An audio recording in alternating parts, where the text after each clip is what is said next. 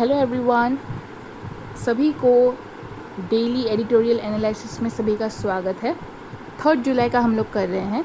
So a unified policy architecture जो है for India's energy future, ठीक है। तो ये आपका एडिटोरियल है, ये आपको पढ़ना है। ओवरव्यू अगर हम लोग देखें तो इंडिया का जो एनर्जी ट्रांजिशन है, it has entered a new phase with targets of energy self reliance by 2047 तक हम लोग का हो जाएगा energy, and net zero emission by 2070 तक, ये हम लोग का टारगेट है। तो ईयर याद रखना है कि 2047 तक हम लोग एनर्जी ट्रांजिशन में जाएंगे और 2070 तक हम लोग का ज़ीरो एमिशन आएगा, ठीक है। ये दोनों ईयर पूछ सकता है, तो it is very important. Now the recent policy brief by the Indian National Science Academy जो है INSA, उन्होंने ये बोला था फ्रेगमेंटेड सेक्टरल जो अप्रोचेस आ रहा है are inadequate in advocate in integrated national energy framework की ज़रूरत है, ये बोला था इंडियन नेशनल साइंस एकेडमी ने। तो अगर हम लोग why India needs a unified energy network की तरफ देखें तो देखो इसके रीजंस देखो। इंडिया का जो एनर्जी डिमांड है it will rise sharply due to industrialisation, urbanisation and rising living standards. सबका अब लिविंग स्टैंडर्ड चेंज हो चुका है, राइट। पुराने टाइम में जो जिस तरीके से लोग रह रहे थे वैसे अभी नहीं चलता। इवन गाँव में भी आपको टेक्नोलॉजी देखने को मिल रहा है। सो लिविंग स्टैंडर्ड हाई हो रहा है, अर्बनाइजेशन हो रहा है, इंडस्ट्रियलाइजेशन हो रहा है, तो एनर्जी डिमांड भी बहुत बढ़ेगा। Despite increasing domestic production, India remains dependent on imported oil and natural gas. खुद का नहीं हो रहा है तो बाहर से हम लोग लेके आ रहे हैं। मल्टीपल ऑब्जेक्टिव्स यहाँ पे देखने को मिलेंगे, energy security, affordability, sustainability and growth often pull policy in different directions. So, increasing diversification of energy resources necessitates coordination across generation, transmission, storage and distribution. तो इसके वजह से एक यूनिफाइड एनर्जी फ्रेमवर्क की हमको ज़रूरत है। तो अगर हम लोग 4 पिलर्स ऑफ प्रपोज नेटवर्क के बारे में बात करें तो देखो 4 पिलर्स क्या क्या होगा आपका। Adequacy through diversification, universal access and last mile delivery, affordability via efficient market and appropriate sustainability, correct। तो अगर हम लोग managing the complexity of energy transition के बारे में बात करें तो इंडिया का जो रिन्यूएबल कैपेसिटी है it has increased from nearly 40 GW in 2015 to 260 तक बढ़ चुका है 2015 में रिन्यूएबल कैपेसिटी का। तो greater deployment of storage technology देखने को मिल रहा है एंड ग्रिड मॉडर्नाइजेशन, ये असेंशियल हो चुका है अभी। सो इमर्जिंग टेक्नोलॉजीज जैसे ग्रीन हाइड्रोजन हो गया, बायो रिसोर्सेज हो गया, इनको इंस्टीट्यूशनल सपोर्ट की काफ़ी ज़रूरत है।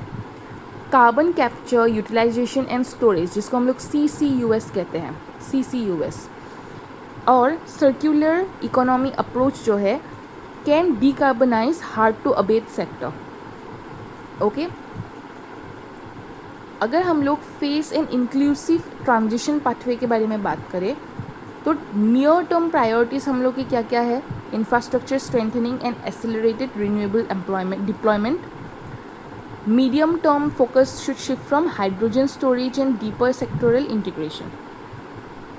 लॉन्ग टर्म ट्रांजिशन में क्या क्या हम लोग को इंश्योर करना है। Workforce development, support for affected communities, और जो रीजन स्पेसिफिक ट्रांजिशन स्ट्रेटजीज होंगे वो असेंशियल होंगे ताकि हम लोग अनइवन डेवलपमेंट आउटकम्स हमको ना मिले कि यहाँ पे ज़्यादा हो रहा है वहाँ पे कम हो रहा है, ऐसा ना हो। तो अगर हम लोग रिव्यू करें, अगर हम लोग व्यू कर रहे हैं energy as an integrated ecosystem, तो कोल, रिन्यूएबल्स, बायोमास और नेचुरल गैस, यहाँ की waste to energy and emerging clean technologies जो है it should be viewed as complementary rather than competing pathway. सबको एक साथ लेके आओ, integrated. Long term planning and institutional coordination काफ़ी क्रिटिकल है for resilience and energy security. और जो ऑब्जेक्टिव है हमारे, it is not merely higher capacity addition but creation of a reliable, affordable and sustainable energy ecosystem, okay. तो अगर हम लोग क्वेश्चंस के बारे में बात करते हैं तो ये 15 मार्क्स का ऐसा क्वेश्चंस आपका आ सकता है। PYQ के बारे में बात करें तो ये 2022 में 15 मार्क्स का आया था। So you have to do this, और ये कुछ छोटे क्वेश्चंस हैं। सेकंड जो हम लोग का है वो है येस और नो। तो लेट्स सी ये क्या है। Government must respect the decision making of gram sabhas. इसी के ऊपर येस और नो करके एक एडिटोरियल छपा है। इसके बारे में अगर हम लोग बात करें तो द एडिटोरियल क्रिटिक्स और रूरल डेवलपमेंट मिनिस्ट्री का जो रिपोर्ट आया था उसको क्रिटिसाइज करके बोला है declining gram sabha participation, arguing that the problem lies less with citizen apathy and more with weakening of local democracy through excessive centralisation, bureaucratisation and neglect of constitutional decentralisation. Okay, तो ज़्यादा से ज़्यादा सेंट्रल गवर्नमेंट इंटरफेयर कर रहा है और उसका bureaucracy जो है वहाँ पे आ जा रहा है सब कुछ, इसलिए ग्राम सभा पार्टिसिपेशन हमको कम देखने को मिलता है। तो अगर हम लोग बात करें पार्टिसिपेशन और डेफिसिट ऑफ गवर्नमेंट डेफिसिट का, तो देखो शेडो ऑफ द सेंट्रलाइजेशन जो है इस लोकल डेमोक्रेसी फेलिंग, इसके ऊपर अगर बात करें पार्टिसिपेशन गैप काफ़ी है। 18% to 28% अटेंडेंस हमको देखने को मिलता है, very low. From decision makers to implementers का ये एक है।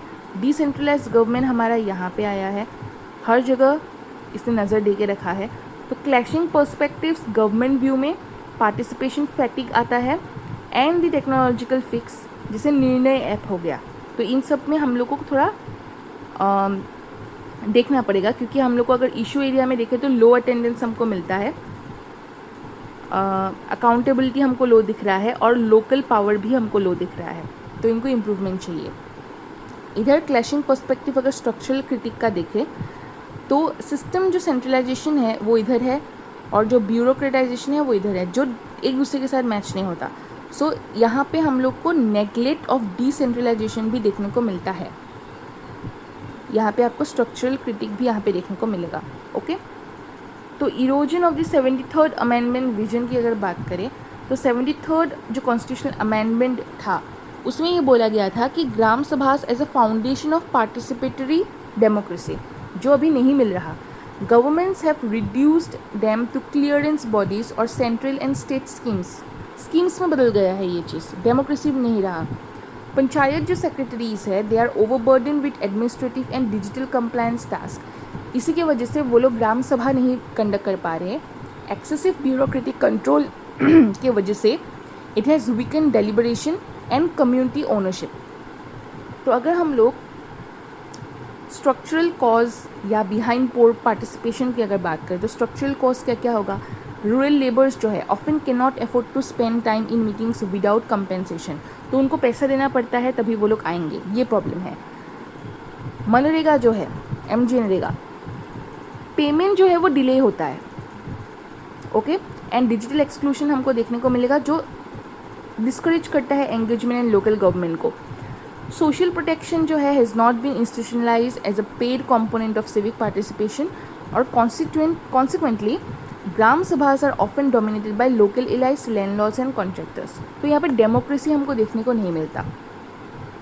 अगर हम लोग physical decentralisation weekends local democracy अगर देखें तो gram sabha spend only 13% of their time identifying local issue but only 4% discussing revenue generation, इसलिए हमको पैसे नहीं मिलते।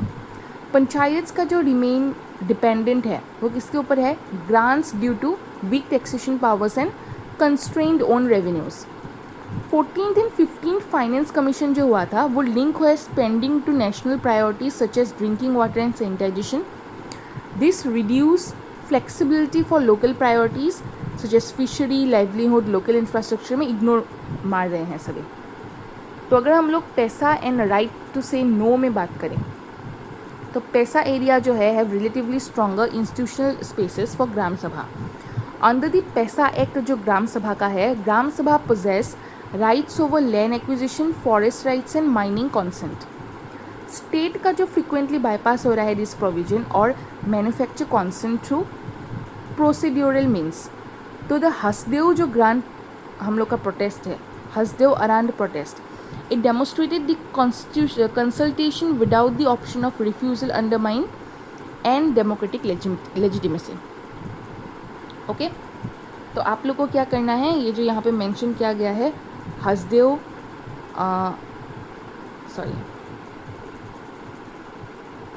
जो यहाँ पे मेंशन किया गया है हसदेव अराउंड प्रोटेस्ट, इसके बारे में आपको थोड़ा सा स्टडी करना है, जो आपको क्वेश्चंस में आ सकता है, चाहे वो प्रीलिम्स हो चाहे वो मेंस हो, ठीक है। जो क्या डेमोस्ट्रेट कर रहा है, consultation without the option of refusal undermines democratic legitimacy, आप नो नहीं बोल सकते इसके वजह से। तो यहाँ पे अगर हम लोग मेन क्वेश्चंस की तरफ आए तो ये आपका क्वेश्चंस है 15 मार्क्स का। फिर PYQ लिंकेज हम लोग को देखने को मिला 2025 में ही 15 मार्क्स का आ गया था, तो ये आपको करना है और ये आपके छोटे क्वेश्चंस है। So this is for all, अच्छे से पढ़ना।